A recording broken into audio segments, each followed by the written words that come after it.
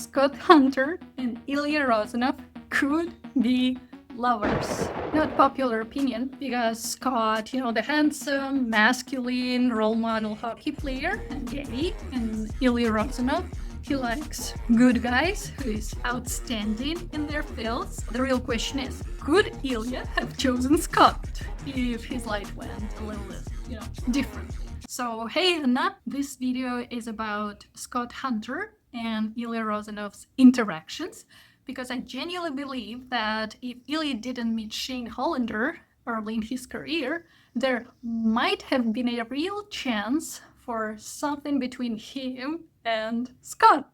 I'll do a full analysis of Scott Hunter's book separately, but in this video I want to lay out the clues so that by the end you can decide. Scott and Ilya, was it actually possible? Quick disclaimer, I use images of actors just to illustrate book characters. No assumptions about real people. Francois Arnault, who plays Scott Hunter in Heated Rivalry, is gorgeous.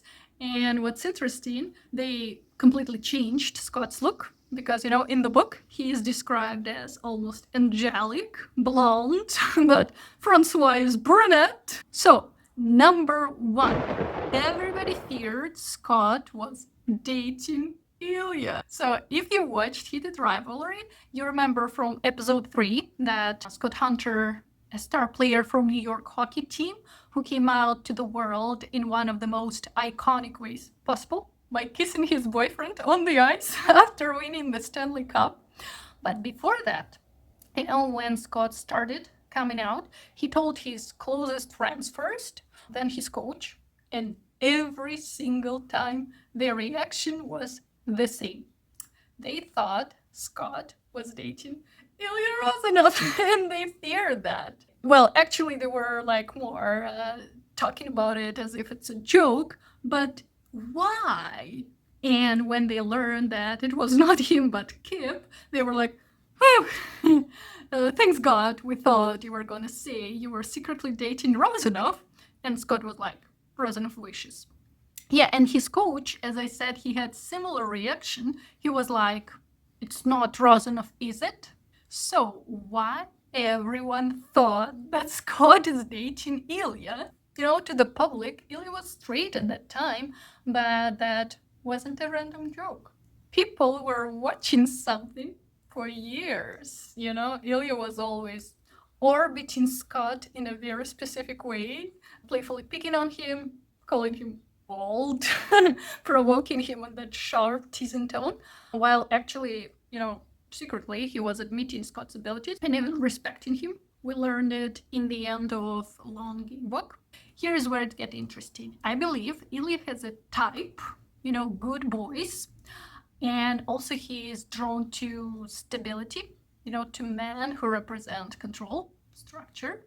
And Scott Hunter is exactly that archetype. He's disciplined, he's emotionally contained, publicly admired, just like Shane.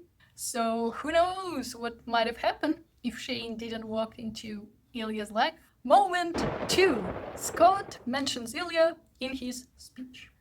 So after Scott came out on the ice, there was the NHL award in Las Vegas, and Scott got the final award of the night, the league MVP. He gave a great speech. I'll go into it more, when I do this full book review. But what matters here is how he handled that moment. Receiving the award, Scott starts by thanking everyone, and then he says that all his fellow nominees were just as deserving, even Rozanov. Yeah, so Scott didn't have to say that. He could have kept it general, but instead he singles Ilya out deliberately, and you would say, oh, it was just like a joke, so everybody laughed because everybody know about the rivalry. Maybe, but Scott also can just ignore Ilya sometimes. So even though mostly it looks like Ilya, he's the one orbiting Scott, teasing him, provoking, but moments like this flip it. Scott is aware, Scott is watching back. You know that Scott Hunter is not impulsive. You know, he's very disciplined, media trained. So if he brings up Rozanov here on stage in front of the entire league, it means Ilya occupies space in his mind that he doesn't, just give to anyone, which raises one big question. If both of them were already noticing each other, how far could that have gone given time? Moment 3. Ilya comes to Scott's party at a gay club. So after the awards, Scott invited everyone to a nightclub that had a Scott Hunter night. And yes, it was a gay club. And guess what? Ilya showed up. That alone is wild. It surprised everyone, including Scott. It was like Scott comes back from the washroom, sees him, and just, Rozanov, what are you doing here? And Ilya just grinned. I wanted to see what Scott Hunter night was, and he even admits it's not as bad as it sounded. Scott immediately goes like, did you come here to make fun of me? But we know that's not why Ilya is there. He's there because he was moved by Scott's brave action. As you may remember, he was the first active NHL player who publicly came out. And for someone like Ilya, who hides everything real about his personal life, it inspired him. And yes, it made him a little jealous that he wasn't the one who did it first, but it impressed him and pushed their relationship with Shane forward. As you may remember, after that, Ilya agreed to go to the cottage with Shane, which led to confessing their feelings and becoming a real couple. Ilya knew this would happen if he went. So Scott's coming out directly pushes Ilya towards Shane. So Ilya came to the party because of that. He couldn't say directly, of course. Later in the long game, Ilya even admits it to himself. He thinks something like, it's embarrassing, but true. He probably wouldn't have taken that chance with Shane if Scott hadn't kissed his boyfriend on TV. So now that he's in the club, joke aside, he tells Scott that it's good what you did. It would be good for others. And that the closest he can get to saying thank you. And Scott notices something. Well, not something, hot, but, he notices a special look. There is a look in Ilya's eyes he's never seen before, something unfamiliar. It was gratitude. Because in a way, Scott freed them, right? Not completely, but enough for Ilya to take the risk. So Ilya shows up there, he stays, and then other guys start with the, what is Rozanov doing here? Scott shuts it down immediately, yes, he protects the moment, and they all end up just hanging out, relaxed, talking in that nightclub. Some of them even go downstairs to dance. Scott is mostly with Skip, the love of his life, but he still notices. He notices the team on the dance floor. He notices Ilya. And Scott didn't have much experience in the clubs, but the way Rozanov moved against other men he danced with seemed a lot more deliberate and practiced than someone who was just, trying to get into the spirit of the place. So, yeah, Scott notices that Ilya moved like someone who knows exactly what he's doing, and Scott just pauses on that. He thinks. Ilya and Scott's interaction number 4 at the bar. At the All-Star game later, at the bar, all players are supposed to socialize, and Ilya's there watching Shane talking to another player. He was a bit jealous. Shane looked sexy, and he was wearing a short, transparent. Maybe that Rose Landry helped him to pick. So what does Ilya do? He goes to Scott again, and Scott tenses up immediately because Ilya likes being annoying with him. And Ilya as always doesn't approach normally. He teases Scott about losing the skill competition, even though Ilya lost it too. Scott points that out. But the real reason Ilya is there, he wants to check if Scott is still planning to work at their summer camp. But of course, he doesn't just ask that. He asks Scott what his qualifications are to coach at their camp. Stanley Cup champion. Yeah. So you see, he keeps messing with him. Ilya jokes with others too, but with Scott especially. Mhm. Again, I think Ilya might have a type. You know, he likes good boys that he can tease, destabilize a little, but also, you know, he respects them, protects them, and even take care of them in his own way. And Scott fits that perfectly. He's nice, honorable, you know, a role model, very similar in core energy to Shane. Well, after all the teasing, Ilya actually says something genuine, that the kids will love seeing Scott at the camp. They'll be happy to see him and keep that summer. So underneath the jokes, there is real acknowledgement of Scott's value and skills.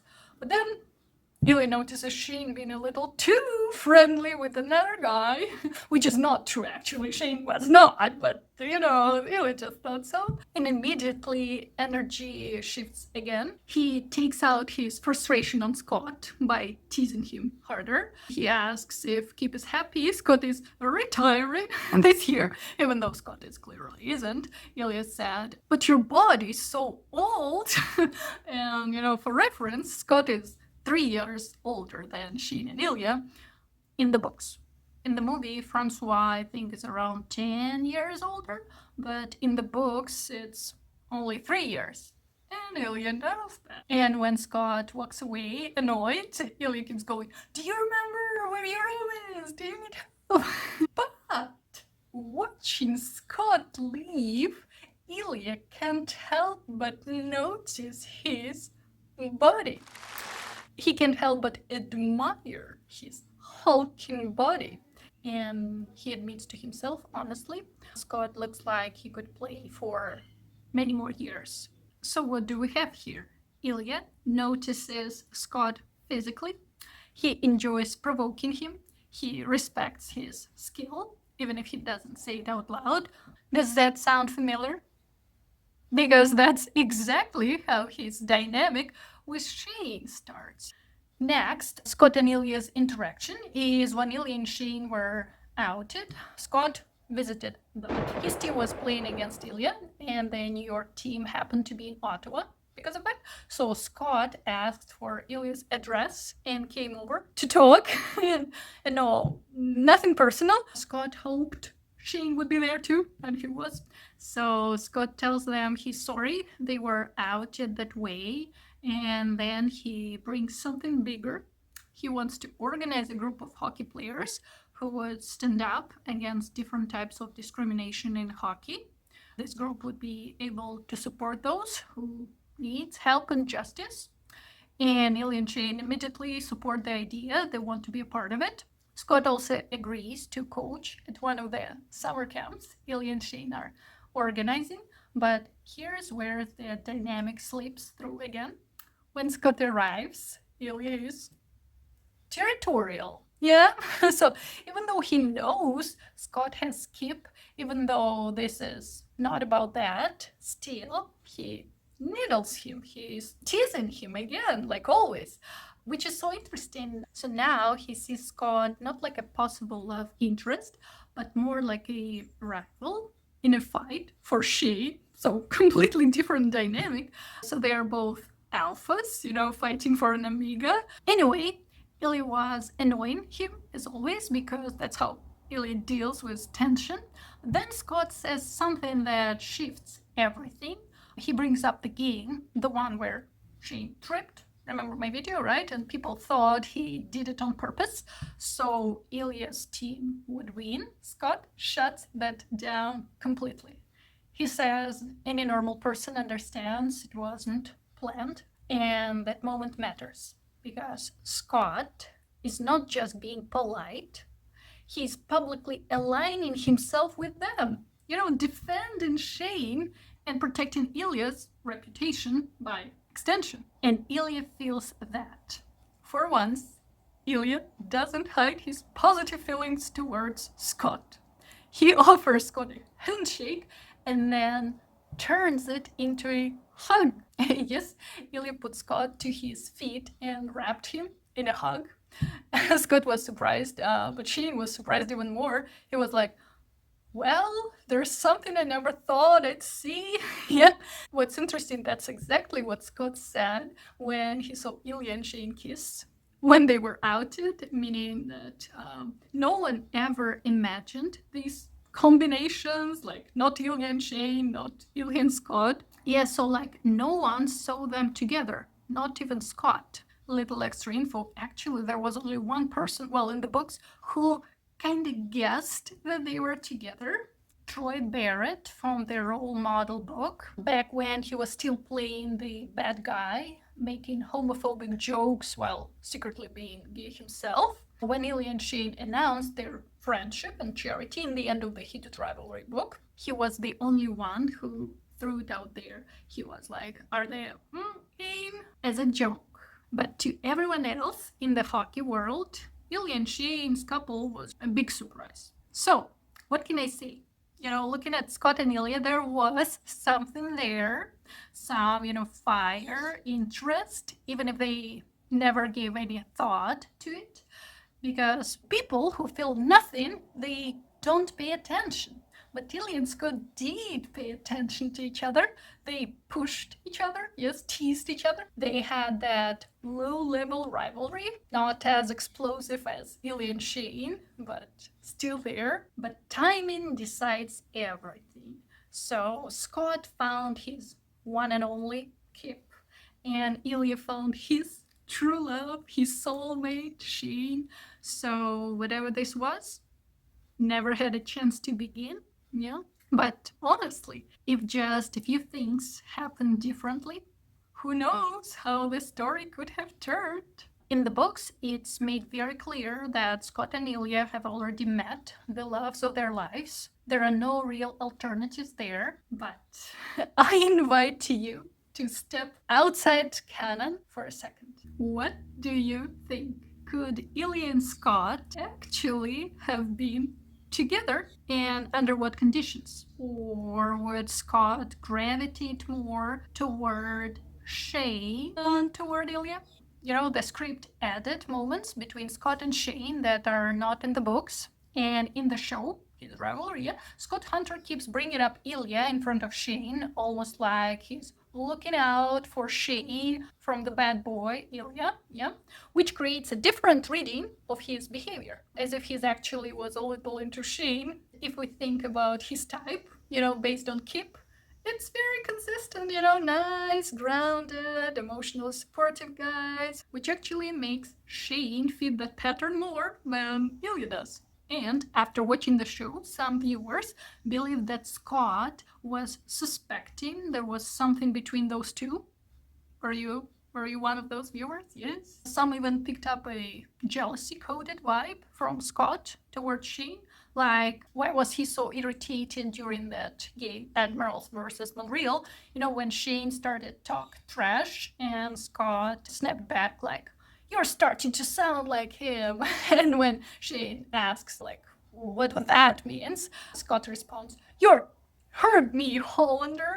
It's intense. Too intense for what is supposed to be a simple or nice banter. Even though these moments don't exist in the book, they were intentionally written into the script. They change perception because, here Scott doesn't feel neutral towards Shane. He feels a bit reactive. But in the book version, it's not like, no, only respect, professionalism, nothing more. The show seems to, deliberately blur that line, teasing the audience into wondering whether Scott is noticing more than he should. But again, in the books, Scott has no idea. He's genuinely surprised when Ilya and Shane are revealed.